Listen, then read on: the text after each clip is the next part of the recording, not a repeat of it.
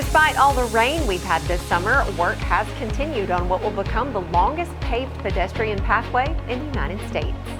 4 university graduates have been recognized for their service to their professions and their communities. And one county is doing something about its roadside trash problem. The heat continues to increase across East Alabama just in time for the start of school. We'll have the complete forecast coming up.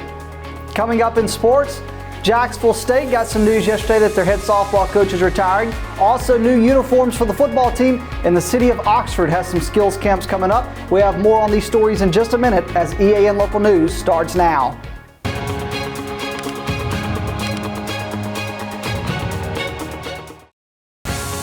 This segment of EAN Local News is brought to you by Oxford Lumber. Come visit any of our locations in Oxford, Jacksonville, Talladega, and Roanoke.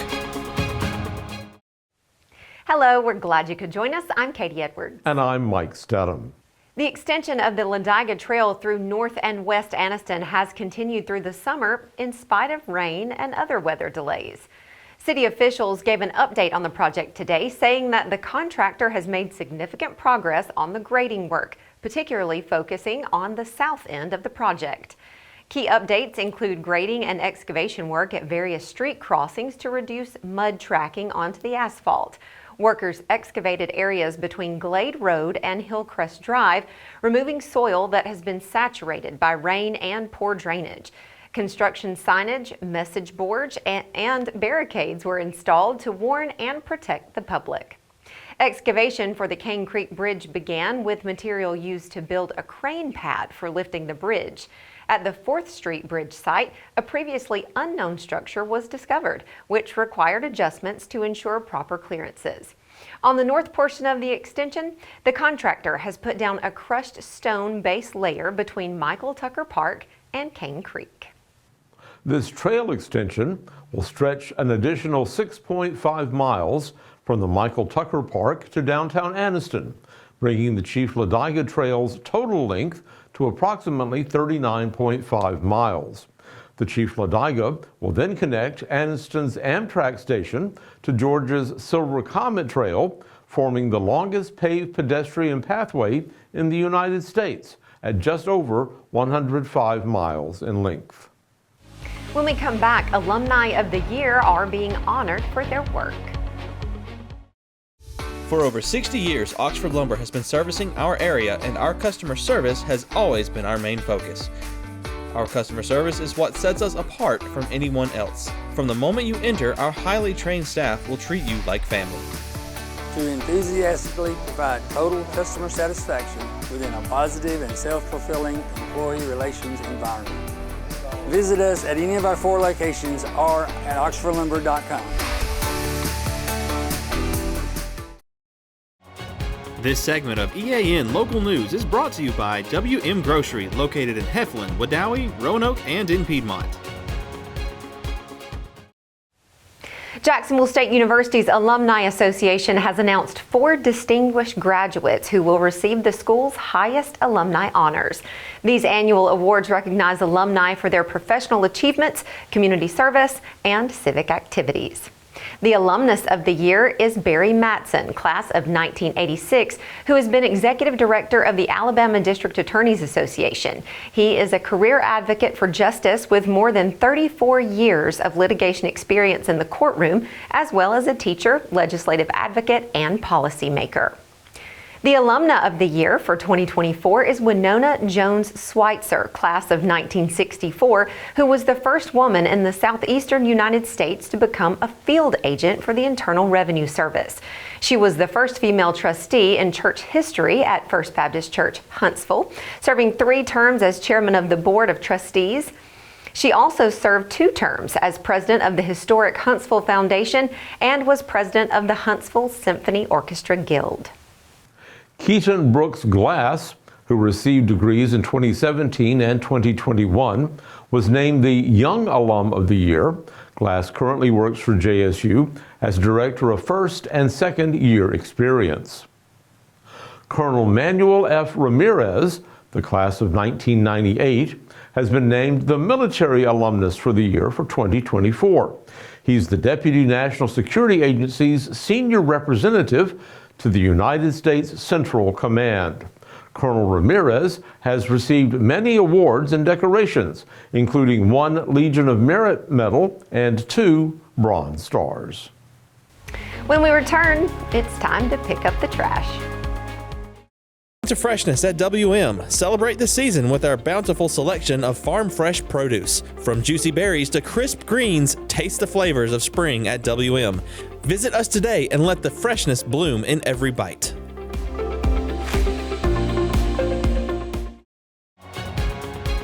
This segment of EAN Local News is brought to you by Waldrop Manufacturing, metal buildings made right here in Calhoun County.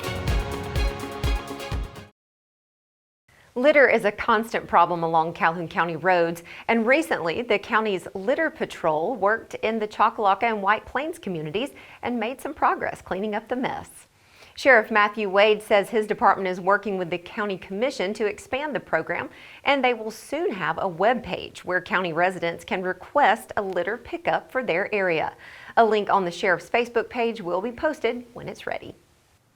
And a beautiful sunny day today. It just sort of lifts the spirit. Another beautiful Another Sunday. one, yes. Maybe we'll do it again tomorrow. Let's keep our fingers crossed. John Halder's joining us now in the EAN Weather Center to tell us if we can expect a copy of today again tomorrow. John? Well, Mike and Katie, indeed, more heat coming. As a matter of fact, the temperatures are going to increase even more tomorrow. We'll have the complete forecast for all of East Alabama next. For metal buildings in Alabama and the Southeast, Waldrop Manufacturing is your one-stop source. A Waldrop metal building provides the coverage and protection your investments need. They specialize in carports, RV covers, portable buildings, and storage buildings. Stop paying rent for storage. With Waldrop's price per foot, you can actually save money by buying straight from the manufacturer. Waldrop buildings are guaranteed because Waldrop manufactures buildings with U.S. steel right here in Calhoun County. Waldrop Manufacturing, serving the entire Southeast. Give them a call today. Temperatures across East Alabama increasing by about a degree or 2 each day, well above the average again today. 95 for the high, 72 for the low this morning. Still not really close to a record high temperature. That was 102 degrees back in 1956. Record low 56.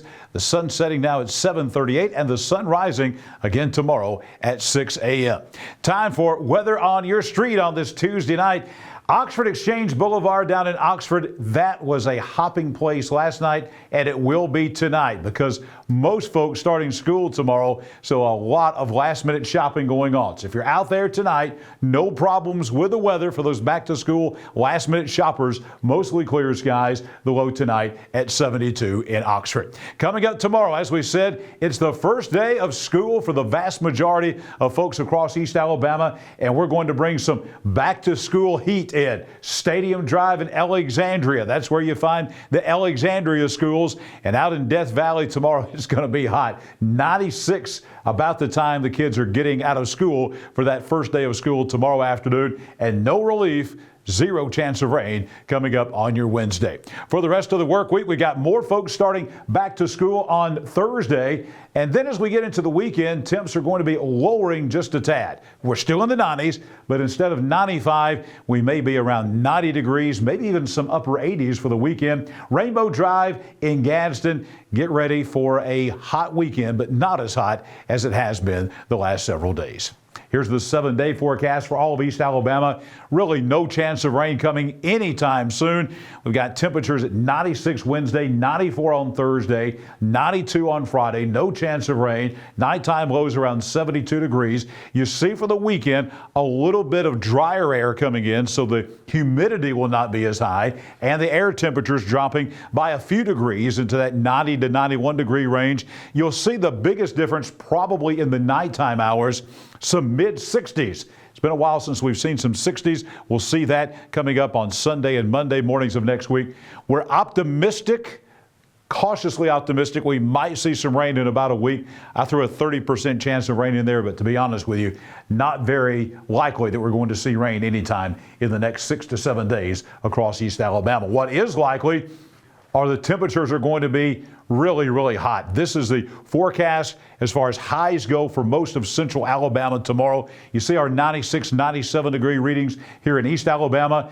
But look, we've got some 100s on the board. 101 in Tuscaloosa, 100 in Selma and Montgomery. Going through the Black Belt area here of West and Southwest Alabama, right back into the capital city. That's going to be a zone where we're going to see a lot of triple-digit heat coming up tomorrow, and everyone is going to be at least in the mid, if not upper 90s coming up on Wednesday. And again, about 80% of the folks in Alabama starting school for the first day of school, and it could likely be one of the hottest days we've had so far this year.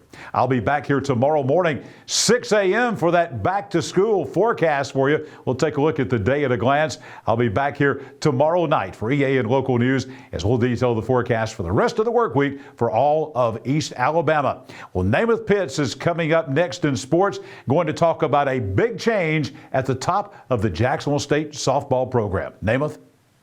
Thanks, John. Yesterday, Jacksonville State head softball coach Jana McGinnis announced her retirement.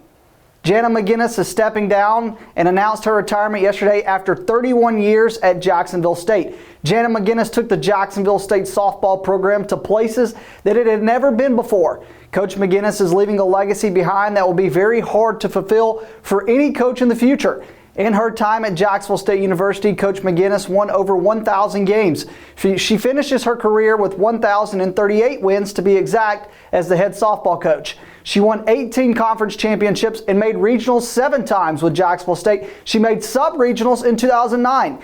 Coach McGinnis did incredible things as a basketball player for Jacksonville State when she was in college, and that success translated to just as much success as the head softball coach. She was a 7-time Conference Coach of the Year, and the stadium is named after her, Jana McGinnis Field, which will forever continue her legacy. Congratulations to Coach on a great career, and I wish you, Coach, a great retirement.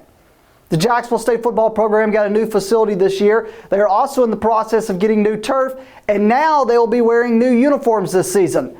That's right, Jacksonville State opened up their brand new state-of-the-art facility that most have seen the pictures of. Got great things for the players. Also the new turf. They're adding new turf this year. Naming the stadium, look at the new uniform combinations for Coach Rich Rodriguez and the Jacksonville State University.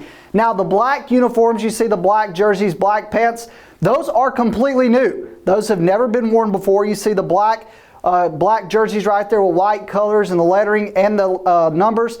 Plus, they can kind of use a different terms of combinations in terms of the helmets. You could see the red helmet with the black jerseys and black pants, or you could see the white helmet with the black jerseys and black pants, but the black uniforms are new. You see the traditional all-white uniform as well. Just little tweaks to this combination, much of the same design that they've used. Obviously, Jack State went to the J8X on the chest instead of Jacksonville, kind of the way Jacksonville State is heading in the future in terms of their branding. But you see the white helmets, white jerseys, and white pants. And then you have the all red as J-Rock Swain, Oxford graduate, all conference player for Jacksonville State. You see him on the far right, number 30, J-Rock Swain sporting the all red.